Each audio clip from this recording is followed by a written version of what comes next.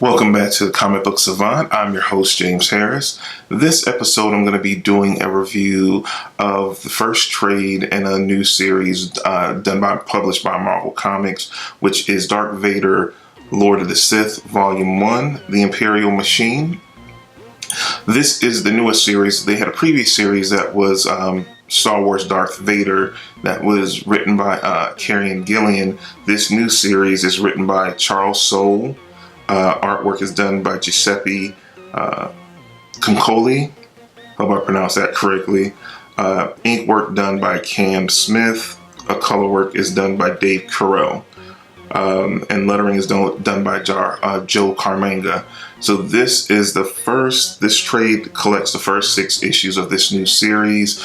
It definitely has a different take from the Darth Vader series that I just mentioned. That series covers Darth Vader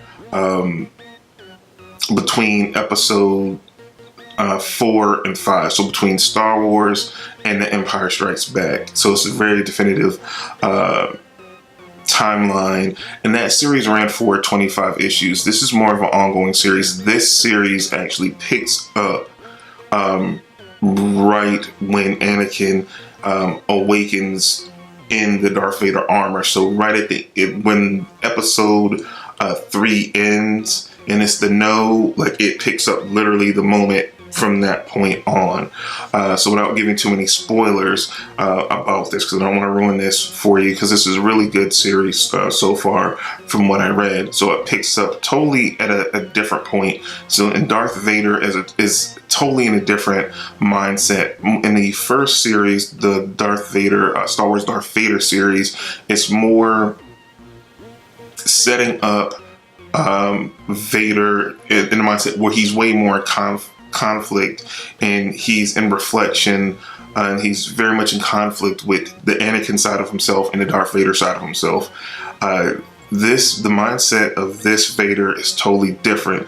This series is focused on he's totally angry. He's in a rage over losing Padme, and his mindset is totally different. He's trying to complete his training as a Sith. So we have we get to the roots behind what makes Darth Vader such a dark and great villain of a character. Where like I said, we get a more retrospective view of him, but it works, and it's cool to see the machinations of a villain. Like I said, he's full of rage. You're seeing him complete, I guess, trials that Darth Sidious is putting him through, or the Emperor Palpatine is putting him through, to make sure he's fully ready to take on the duty of being his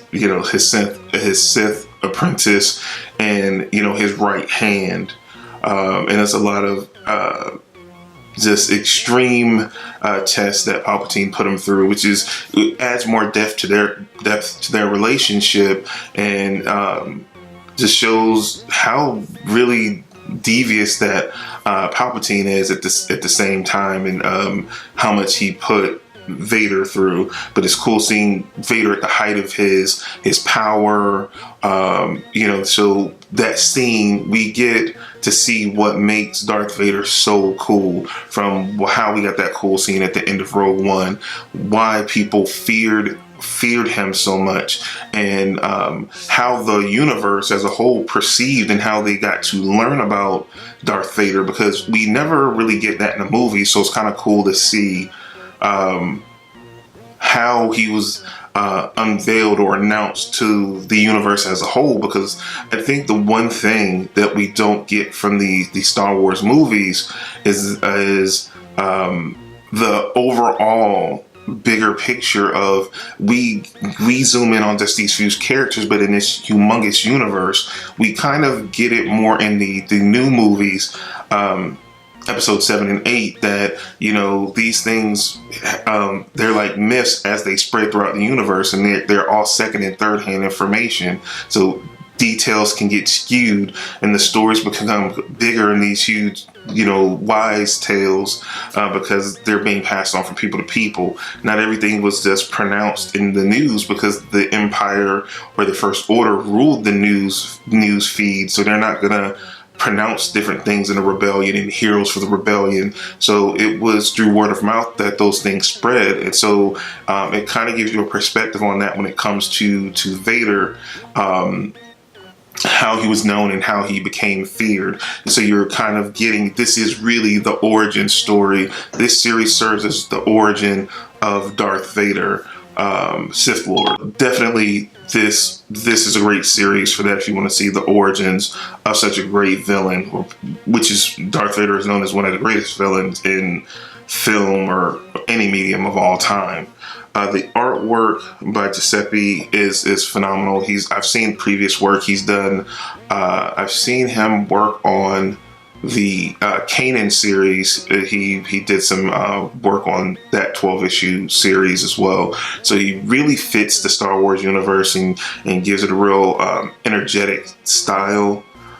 Which matches with this, because this series, you're seeing a lot of action. You're seeing Vader go on missions, he's hunting down individuals, and he's taking on hordes of people and decimating cities and towns and things of that nature. So it's a very action based, where the previous series was not as much as action based as this series is clearly in the first 6 issues. Based on what I read, I would definitely take, this series is, I think, already close to issue 20, so I have a lot of catching up to do. I will be reviewing the following trades as time goes on, as I pick them up for sure.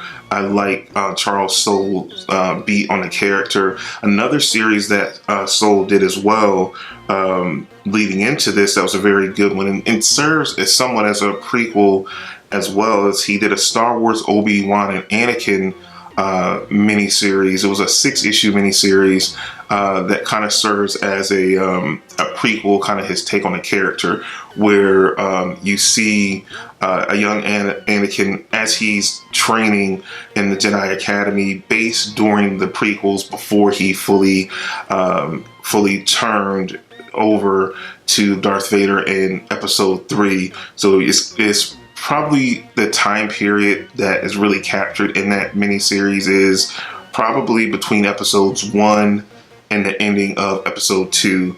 It's kind of the time frame, and you see Anakin and Obi-Wan go on like one of their first missions, and you see kind of the influence that Palpatine built, and you could kind of see machinations where his eyes were clearly set on Anakin. It's very creepy, but it serves as a good companion piece to this series. If you start reading it, you can definitely pick that trade up. It's been traded at this point. You can pick that up, and it's a good primer to go if you're going into this series, if you want to see previous work that Charles Soule has done with these characters in the Star Wars universe.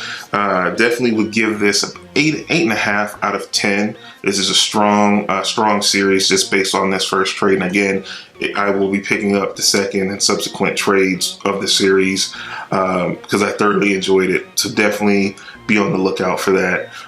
If you're new to the channel, definitely, if you like, please subscribe. If you've already subscribed to the channel, don't forget to click the bell notification to be notified when I release the latest episode of to the channel.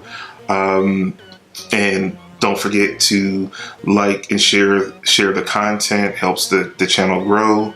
And that's all I have for you guys for this episode. So we'll see you again soon for another episode of Comic Book Savant. You guys have a good week, and I'll see you soon.